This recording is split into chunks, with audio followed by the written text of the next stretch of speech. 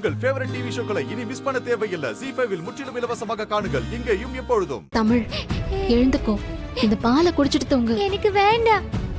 தமிழ், நான் இன்னொரு வாட்டி சொல்ல மாட்டேன். ஒழுங்கா இந்த பாலை குடிச்சிட்டு தூங்கு. எனக்கு வேண்டாம்னு சொல்றேன்ல. இங்க பாருடி, தேவையில்லாம என்ன கோவப்படுத்தாத. அப்புறம் அடி வாங்கிட்டு தான் தூங்குவ சொல்லிட்டேன். ஆமா, உனக்கு கோபப்பட மட்டும் தானே தெரியும், வேற என்ன தெரியும்? நீ கோபப்பட்டுதான் இன்னைக்கு நீயும் நானும் யாரும் இல்லாம இருக்கோம். நான் ஆண்டாளத்து கூடவே போய் தூங்குறேன்.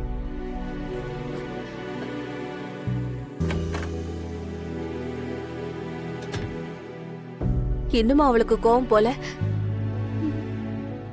விடு பாரதி, அவளுக்கு அவங்க அப்பா கிடைக்கலையேன்னு தான் அப்படி பேசிட்டு போறா. பாவமா குழந்தை, சரியாயிடுவா, விடு. அவ இடத்துல யாரா இருந்தாலும் இப்படிதானமா பேசுவாங்க. எனக்கு அதெல்லாம் வருத்தம் இல்ல. இன்னைக்கு அவர் பக்கத்துல இருந்தும் அவரை பார்க்க முடியாம போயிடுச்சேந்தா வேதனை. சரிம்மா, வருத்தப்படாத. இப்படியே வருந்துற போது காலம் எல்லாத்தையும் சரி பண்ணும் பாரதி.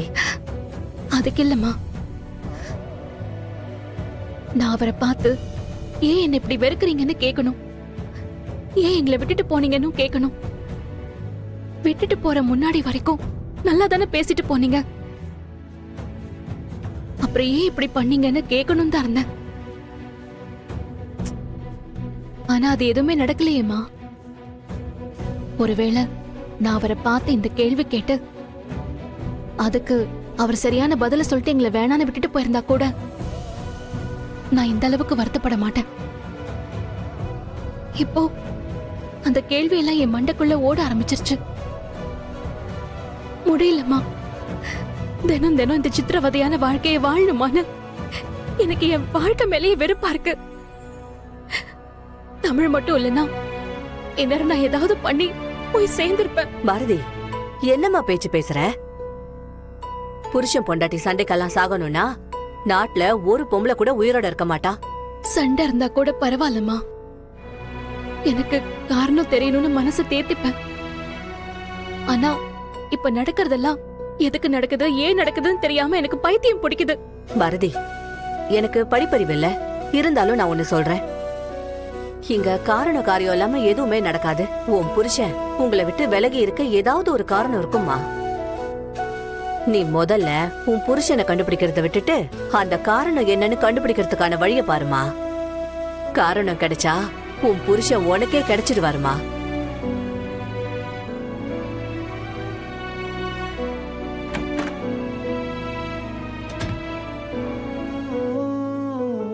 பாரதி, அம்மா, ரம்யா எங்கம்மா? அம்மா ஏதோ ஃபங்க்ஷன் போறேன்னு சொல்லிட்டு போனாமா. நீங்க ஏன் இவ்ளோ டல்லா இருக்கீங்க? காலையில இருந்து உடம்பே ஒண்ணும் முடியல பாரதி. கை காலெல்லாம் அடிச்சு போட்ட மாதிரி வலியா இருக்கு. என்னம்மா சொல்றீங்க? என்னம்மா உடம்பெல்லாம் இப்படி கொதிக்குது? நீங்க முதல்ல வாங்க, ஹாஸ்பிடல் போயிட்டு வந்துடலாம். இல்ல, வேண்டாமா பாரதி. ரம்யா வந்தா அந்த வீட்டுக்கு போய் கொஞ்சம் சமையல் பண்ணி வச்சுட்டு வர சொல்லலான்னு இருந்தேன். நிஷாமா கூட படிச்சவர் வந்திருக்காருன்னு சொன்னேன்ல, அவருக்கு ஹோட்டல் சாப்பாடெல்லாம் ஒத்துக்காதாமா, சமைச்சுதான் கொடுக்கணும்னு ஸ்ட்ரிக்டா அந்த அம்மா சொல்லிடுச்சு. சரி பாரதி, நீ வேணா நேத்து மாதிரி என்ன கொஞ்சம் அங்க இறக்கி விட்டு வந்துடுறியாமா? நான் சமைச்சு வச்சுட்டு வந்துடுறேன். என்னது, இந்த நிலைமையில போய் நீங்க அங்க சமைக்க போறீங்களா? வேற என்ன பாரதி பண்றது? அந்த வீட்ல தர மாதிரி வேற எங்கேயுமே சம்பளம் கிடைக்காது. அப்போ அவங்க சொல்றத நாங்க செஞ்சுதானே ஆகணும். மா, அதெல்லாம் சரிதான். அதுக்காக உங்களுக்கு உடம்பு முடியாதப்போ எப்படி போய் சமைப்பீங்க? நம்ம என்ன கோடீஸ்வர மகளா? வேலைக்காரியா இருந்தா அப்படிதாம்மா செஞ்சாகணும். இப்போ உங்களுக்கு என்ன, அந்த வீட்ல சமைக்கணும் அவ்வளவுதானே?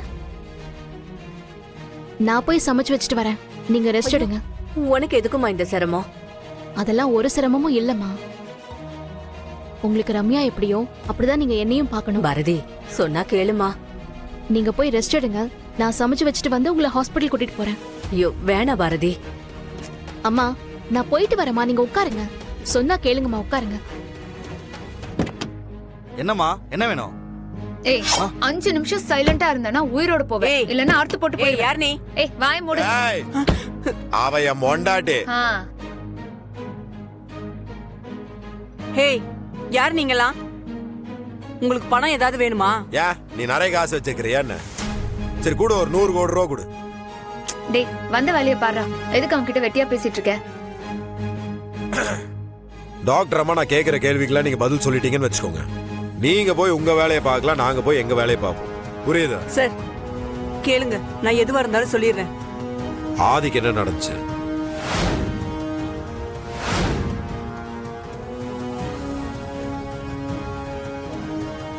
உங்ககிட்ட தான் கேக்குறேன்.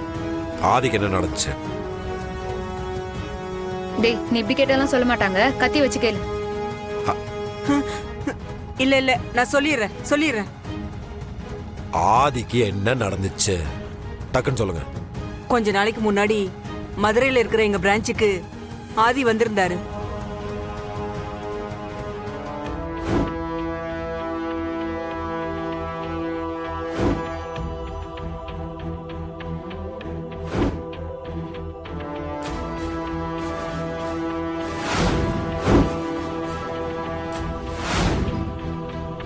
அவர் விருப்பத்தோட தான் இந்த ஆபரேஷனை நாங்க செஞ்சோம். அதுவும் காசு கொடுத்தா என்ன வேணாலும் பண்ணிடுவீங்களா? நாங்க எங்க டியூட்டியை தானே செஞ்சோம். ஆ? அடுத்தவன் வாழ்க்கையை கெடுக்கிறது உங்க டியூட்டியா? சரி இப்போ திரும்ப அவருக்கு நினைவுகளை கொண்டு வர முடியாதா? இல்லைங்க, இனிமே அவருக்கு இந்த 4 வருஷத்துல நடந்த எதையுமே அவர் மெமரியில கொண்டு வர முடியாது.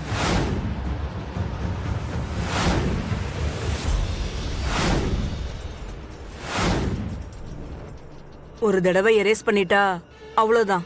ஏதோ ரப்பர் வச்சு அழிச்சு விட்ட மாதிரி பேசிட்டு இருக்கீங்க. டேய் நம்ம இப்போ ஆதி எங்க இருக்காருன்னு கண்டுபிடிச்சு திரும்ப அவருக்கு ஞாபகத்தை எல்லாம் வர வச்சா நல்லா இருக்கும். ஐயோ, அப்படி எல்லாம் பண்ணிடாதீங்க. எது? ஏன் கேக்குறேன்? இப்ப நீங்க போய் ஆதி கிட்ட பழச பத்தி பேசினாலோ ஞாபகப்படுத்தினாலோ அது அவர் உயிருக்கே ஆபத்தாயிடும்.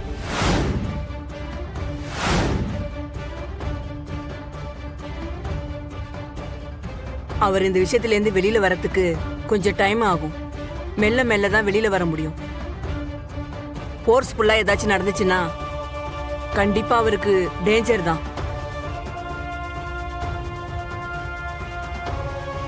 உண்மையை சொல்லணும்னா அவர் இன்னும் நார்மல் ஆகவே இல்லை. அதுக்கு இன்னும் டைம் எடுக்கும். அப்படி அவருக்கு நார்மல் ஆனதுக்கு அப்புறம் தான் அவருக்கு நடந்ததை சொன்னா ஏத்துக்கிற மைண்ட் செட் வரும். இல்லைன்னா அவர் ஓவர் டிப்ரெஷன் ஆகி தப்பா ஏதாவது நடந்துரும்.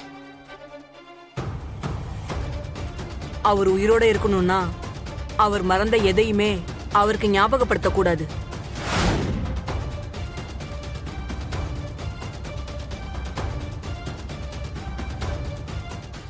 ஜீ5 ஆப்பை டவுன்லோட் செய்து அனைத்து எபிசோடுகளையும் இலவசமாக பாருங்க.